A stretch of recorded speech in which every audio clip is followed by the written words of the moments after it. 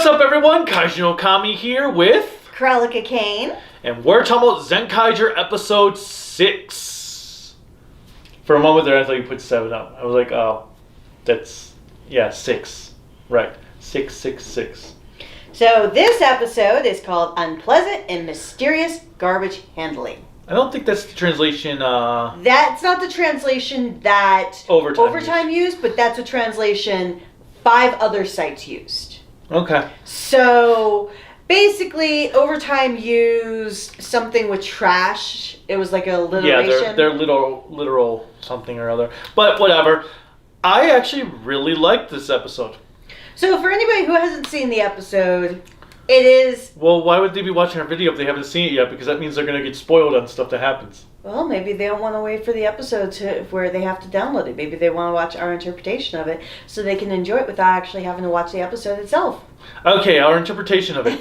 We go to Silver Quill's home, and we just walk around his house. His condo. There you go. That's what this episode was all about. Okay. So this episode was very funny, but I actually have to say it's kind of a passion of mine with recycling.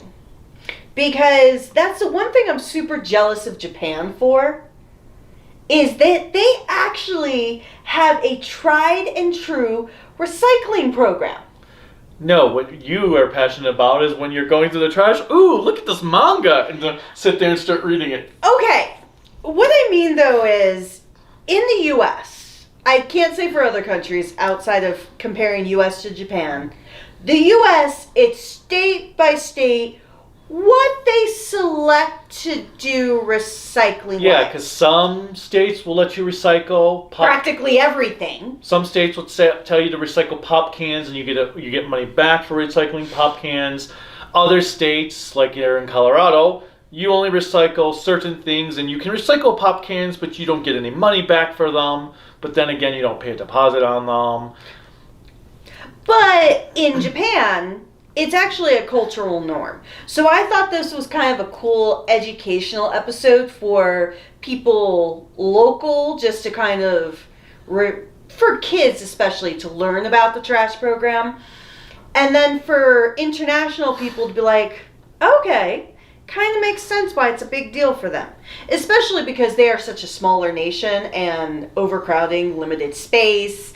They don't have room for all the trash like we have. We've got deserts we can just store the trash in. That's not necessarily a good thing. We could fill the Grand Canyon up with trash if we really wanted to. And it would still overflow. Yeah. Because we're... After 1 year. Yes. But nevertheless, I love this episode.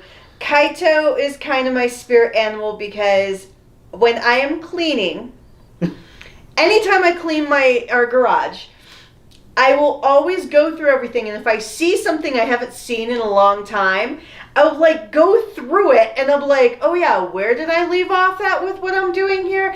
And it turns from an hour-long project to all day. So me and Kaito, we kind of agree with that. Well, first, I did like when they walked into his aunt's room, and... No, it's Grandma.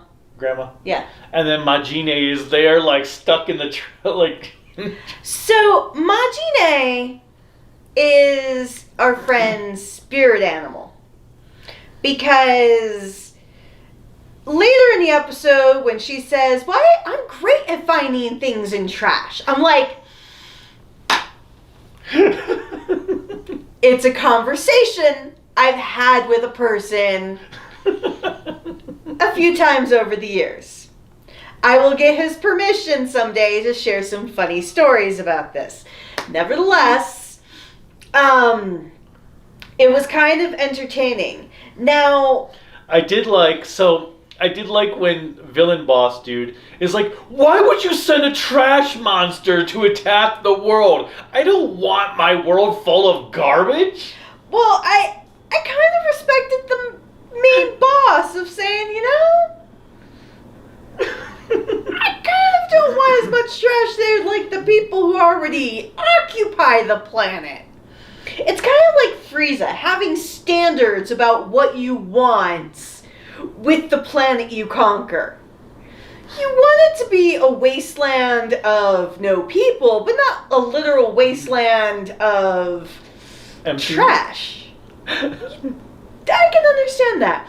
I did find it funny when Vroom is like super organized, super on top of it, because when he cleans, when he truly means to clean, let me just put it that way, he is very organized and precise of where everything must go. I don't know how we've lasted so long with each other, because if it fits into place, success. You, on the other hand, have to have an organized structure. And so watching Vroom kind of reminded me, because he came to the point where he's like, you know what, I'm just gonna do it myself. And Juron and Gohan were my heroes this particular episode, because they both just fell down to the ground and said, fine, I'm done. And I'm like... But then I like when he walks over and Majini's in even more, like, buried in the trash. She's literally buried and stuck. It's like, how did this even happen? It's like, how do you make a bigger trash mess than what already occurred? Well, another thing, speaking of Vroom, before all that, when Vroom first fights, confronts the monster. Trash World. Yeah, the monsters. His name is Trash World. So, and he pulls out the gun and he starts cranking it, and I like how Trash World just stops and is trying to see what the hell he's doing. Oh, well, I was actually impressed, because this was a fear I had, even though I've been liking the series more so than yourself. One of the things I feared is that this was going to be, outside of the introduction episodes, primarily a Red-focused series, because he's the only human character. So it kind of makes sense, because that's what happened in... Everything else? Well, no, Duoger. How it became more of a... Q-Ranger? Well, can I... And Ryu Soldier? Well, Ryu Soldier's... And Kyoto. Can I finish my goddamn thought? Okay. I'm talking about for non-human based characters with a human based character. When you have that dichotomy, you tend to focus more so on the human based character, because it's relatable to the audience. We're humans. We relate to humans. The one thing I will say I give credit to, and I know that Duoger did it and other series did, but they didn't do it as much. It feels like early on, we're actually getting a blue and pink centric episode, which was nice, because while it did feature all the other characters, Blue actually took the lead for the most part. And it was nice, because I didn't expect that to happen, because Junko scares me. Now, in the episode, we also get to meet this mysterious edgelord. That's what I'm going to call him, Purple Edgelord, because he sees Kaito. I can already see the sparks of a rivalry happening, because, happiness always has to have the opposite effect. So he asks Kaito, why do you even bother, type of thing. And he's just sitting on a ledge of a staircase or what have you. And Kaito's like, because I want to. Because it's the right thing to do. And the guy is like, uh-huh. And then Kaito loses all of his energy, and he's like, see, this is why you shouldn't bother. And I'm like, wow. That's literally another one of our friends. Pure nihilism. There is nothing wrong with nihilism.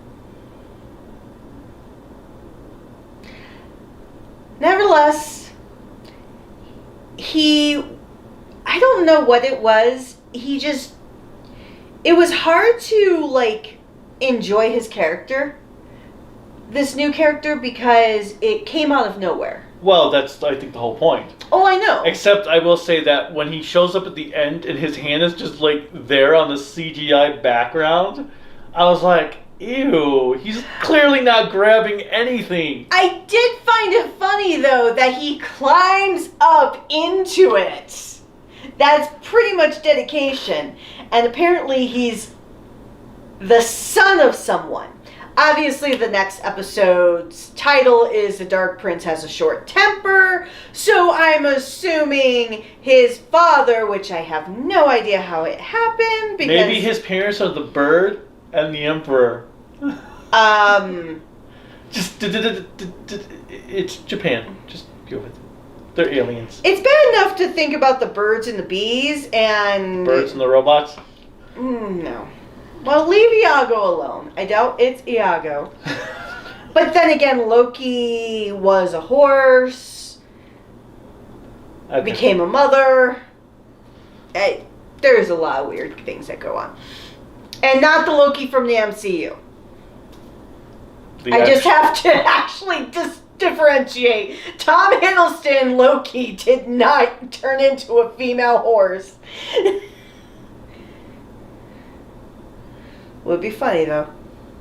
Nevertheless, the episode was a lot of fun. It was fun. I did like when Trash World hid in his own garbage trying to hide from the Rangers while he just polluted the world. Well, I liked when Kaito, Gaon, and Juron have, like, trash bags, and they become the world's first trash Sentai team. And then you have Setchan come in like he normally does, and he's like, well, I guess we should check first to see if the world's covered in trash. And he goes on, it says Zenkai, but he was checking the sources to see if they really were the first trash No, that's what I mean, but it looked like the way Google, but it was Zenkai. It said Zenkai instead of Google, and I'm like, so Zenkai not only has everything else, but they also have their own, like, search engine? But I was like that when they're like, oh yeah, we are the first trash superhero team. I'm going to check the source on that. I know, I'm like, wow, fact-checking your own Sentai.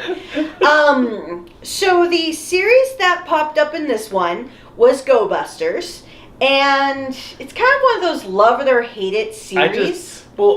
I guess I just don't see the point. What exactly? I guess that's the problem I'm having with this whole past Sentai team thing. What exactly that they did was related to Go Busters? Well, I think because Yellow in Go Busters, she was super, super fast because she was the rabbit. So they were using that for her speeding around the Trash World monster. Okay. And then obviously Blue was basically the gorilla. Like the gorilla powerhouse. So he pops the ground, knocks everything out. I guess, but I just don't get why they're using these things. Don't really seem like they work that well. So that's how I think of it. But one thing that I thought was super fun is that Kaito's throwing the key, Vroom puts it in his gun, and it's playing the music, and both of them are like swaying to the beat, and I'm like, yes! Because that's the one thing I liked about the series with Daigo. Because as much as you hate Daigo, they had the samba and carnival, so there was so much dancing with it. So I appreciated that. And where are you going to do this series if they pull up Carnival? I actually need to bring out my Carnival gimmick at some point during one of these episodes. You can do it when they do a Kyoryuger episode. You can do it. I should do it anyways. I should just have that as the mascot. Because it drives you nuts. Because I have so many gimmicks for a show you hate. I don't hate the show. I just hate Daigo. But we're getting off topic from the actual show that we're watching. Hey! But nevertheless, Zenkaiger, super awesome. I'm actually looking forward to seeing how this whole Now, drama plays out. Like, who is the father? Is it going to be like a Maury Povich episode where they're going to have the DNA results in like this random envelope? Maury Povich?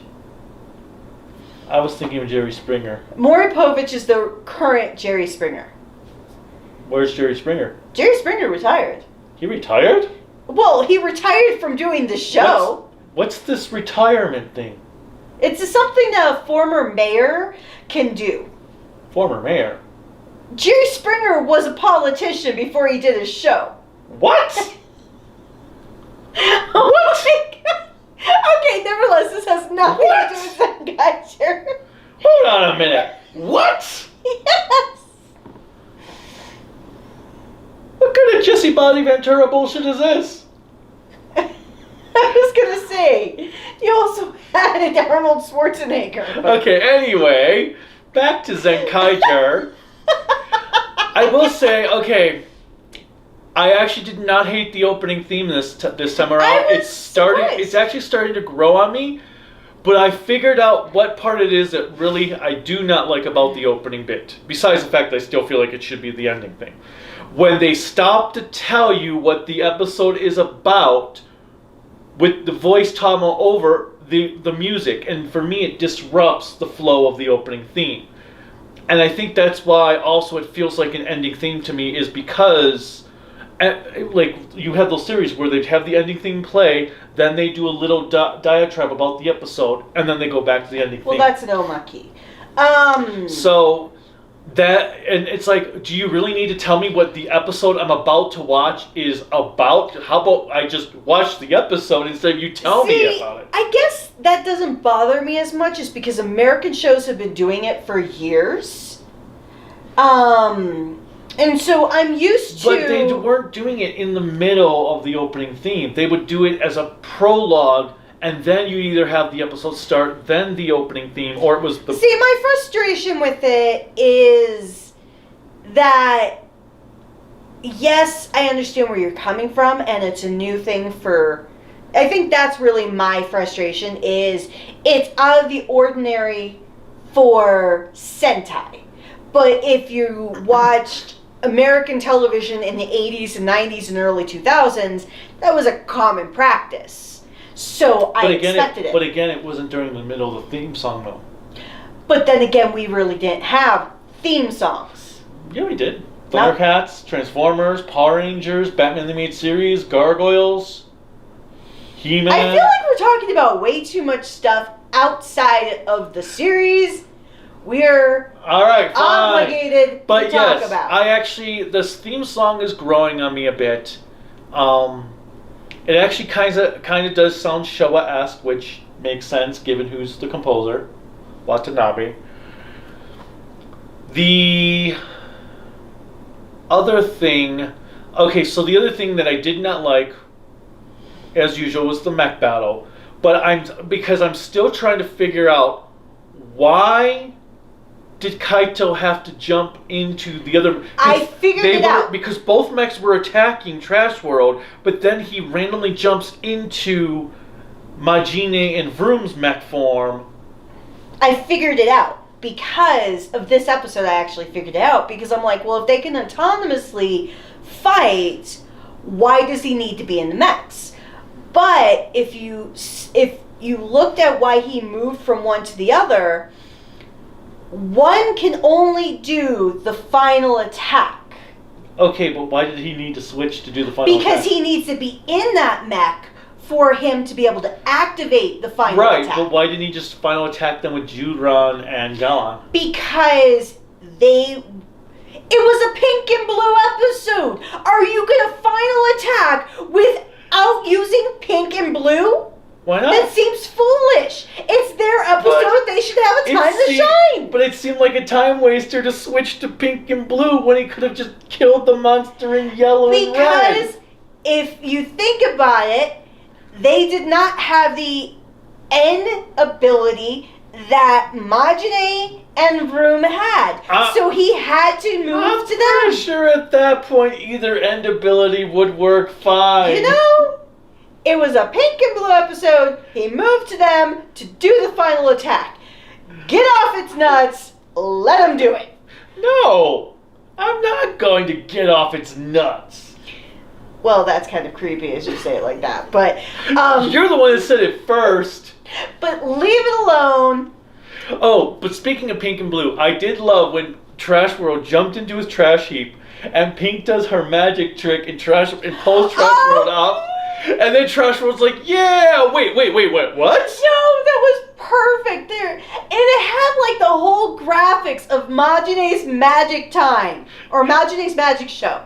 And I was like, I know this is the first time we've seen it, but it felt like we've seen it all season long by the way they acted. Because Majine was the Meister, and then you had Vroom as the assistant, with the long cape, saying there's nothing odd here, and then boom, I'm like, I hope that happens again, because it kind of reminded me of like Hurricaneger. You know how they had like the graphics behind them and they'd fight? And well, no. The shadow moves. The shadow moves. It kind of reminded me of that, having that long flowy cape there. And so I'm like, oh, I needed this. It's been a crap week, so this episode was the perfect way to, however you look at it, end or start your week. It's Sunday, so. Sunday, Sentai Sundays. But I will admit, I'm curious to see what the next episode is going to bring. Next episode is the one I'm looking forward to the most. Mainly because you saw the costume for the guy, and he looks like a Kamen Rider.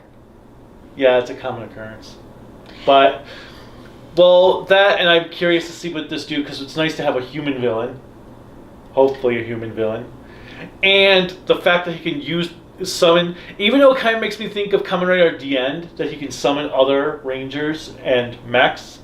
Oh my god! Does that mean this series is literally Decade? Decade, doll. Because you can have Kaito be Decade. No, let's not, because then next thing we know, we're going to have some guy in some, like, fishing outfit or something going, it's all of Kaito's fault. It's all of Kaito's fault. You're never going to learn about my origin story, who I am, why I'm here, or why it's Kaito's fault. Well, but he technically started in Den-O, so. But nevertheless, that would be kind of cool if we did this whole, like, Decade DN thing. What? No, it wouldn't. It would not be cool at all. Hey. No, not cool at all. Not be cool at all. No.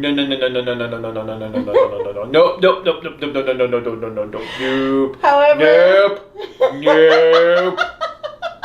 Nope. Okay, fine. At the end of, stop. At the end of the day, we're continuing to watch the series. Nope. We're not? Well, yeah, we are. Now, there was somebody who made a comment in their last video that I have to respond to.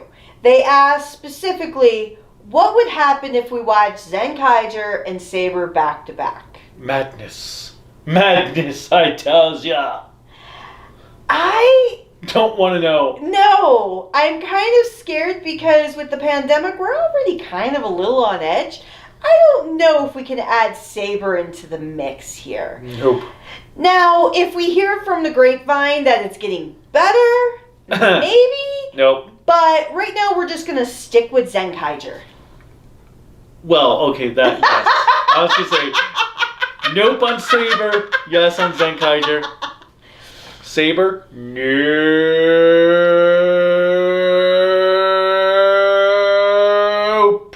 Now, when Saber ends, nope. We'll watch the first episode of the next series. Well, okay, that yes, but stop saying nope until you let me finish. Nope. But I'm curious. Nope.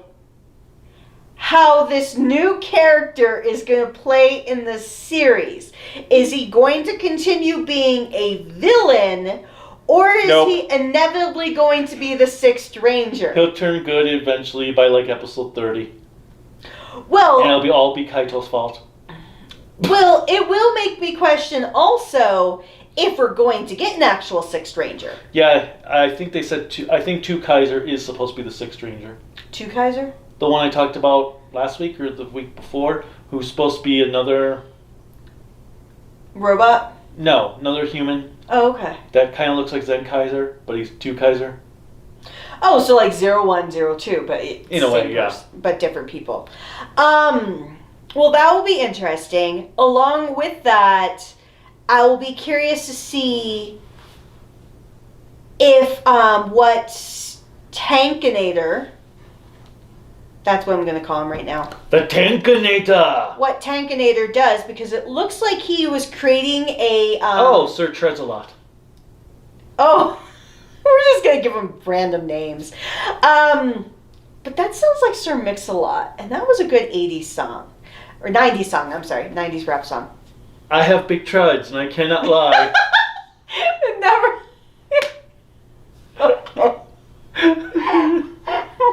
I'm just like picturing the music video for Baby Got Back.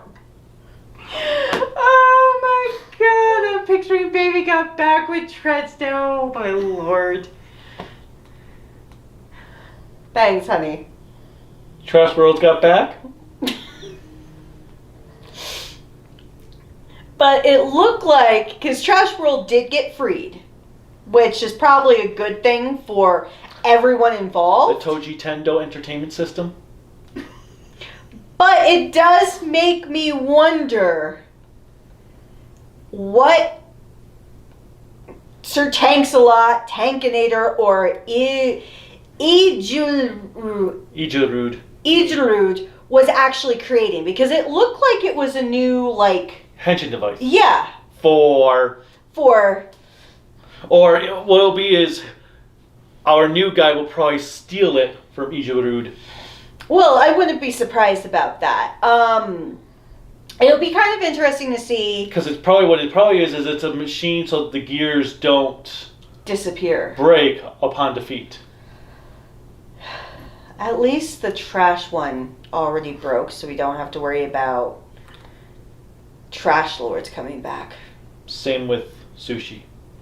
Yeah, that was a fishy situation. Oh, speaking of which, someone in the comments said they don't like you anymore because you don't like seafood. What? That's terrible. Yep. Are you sure you're not saying it because you always make the comment? You can look in the comments. That's mean. You always have to like me just because I don't like fish. I understand. It's a fishy situation. I like steaks. Doesn't that count for something? I don't know. I just felt like saying it.